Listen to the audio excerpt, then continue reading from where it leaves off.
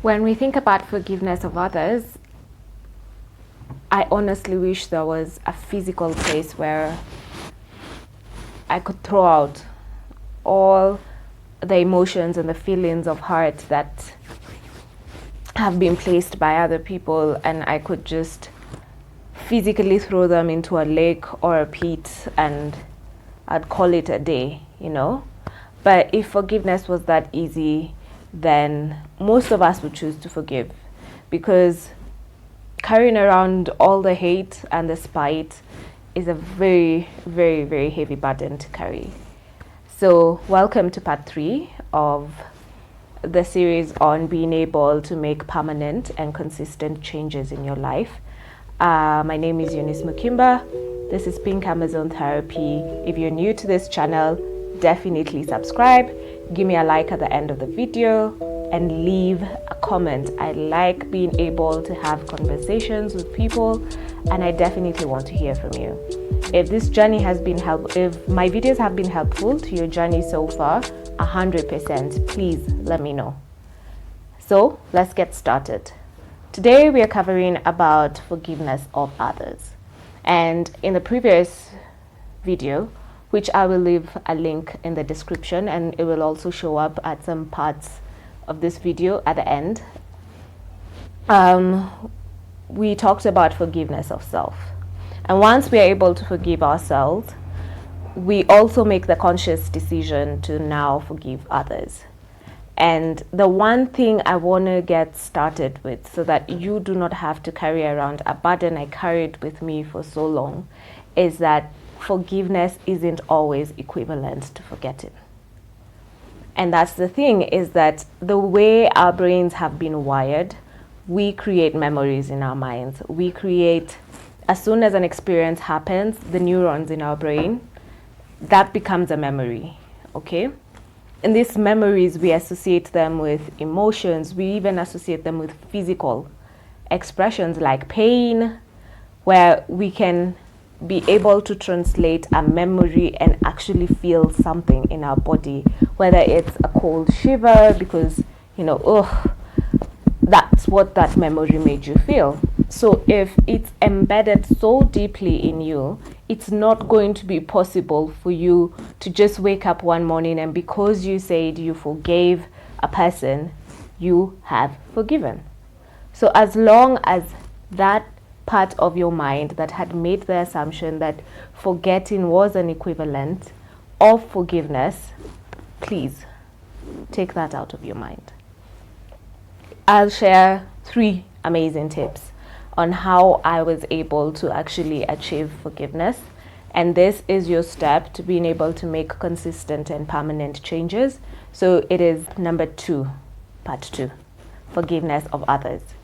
So the first thing you have to remember when you have made the conscious decision to forgive is that you will have to speak good of the person or the experience that needs forgiving, or you will have to speak nothing of it, okay?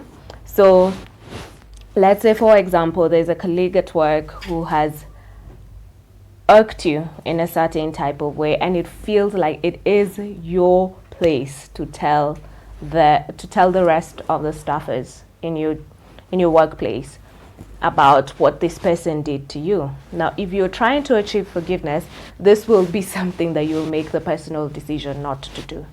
So you'll have to make a decision to just either speak nicely of this person or not speak anything at all.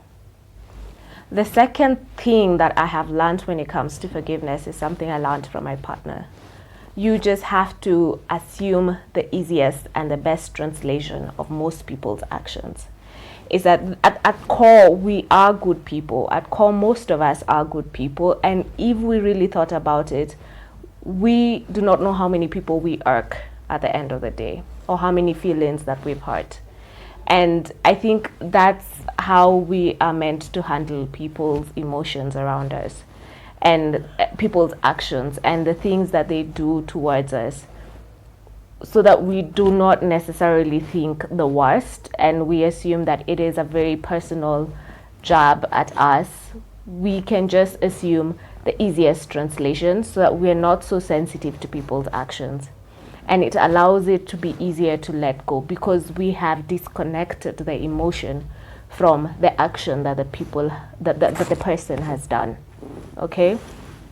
So as we try to achieve forgiveness of others, there is the third thing that I think we should definitely remember is that we have to develop a sense of empathy. And I put this as the last because it's really important, and it's very basic, but a lot of us forget. Like I said, most of us are at core good people. And apart from the really dire circumstances, most people are just generally good people. No one has woken up in the morning trying to hurt your feelings. Nobody has this crazy vendetta against you. This isn't a romance movie, okay? There isn't anyone who is after you. But in the real sense, most people are just hurting. Most people are in pain. And once we can empathize with that, not to excuse their actions, but to be able to see beyond the sin, right? Separating the sin from the sinner. Being able to separate people's actions from who they are. Okay? So once we're able to do that, we are able to recognize and be very empathetic with people and just, not carry it again so far deep into our psyche that is something so hard to let go of. Over a period of time, once you see yourself trying these 3 things that I am throwing at you right now, you will find yourself quickly being comfortable around people who might even in the present continuously be upsetting you. But because you're on this journey to make very consistent and permanent changes, you will be able to just shrug it off. Okay? And if you notice that you're around toxic people and you have forgiven them, but you are unwilling to put them in the environment that you are, and you're also able to actually get out of the environment that it is that you share, whether it's a friendship or it's a relationship, and you can physically remove yourself from these things and avoid them, that is definitely also a great step to take. Okay?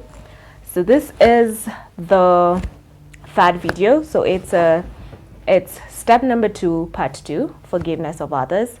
Tell me how much you liked this. Okay? Please tell me in the comment section. Communicate with me. Tell me how this video was helpful. Tell me also things that you are learning so far.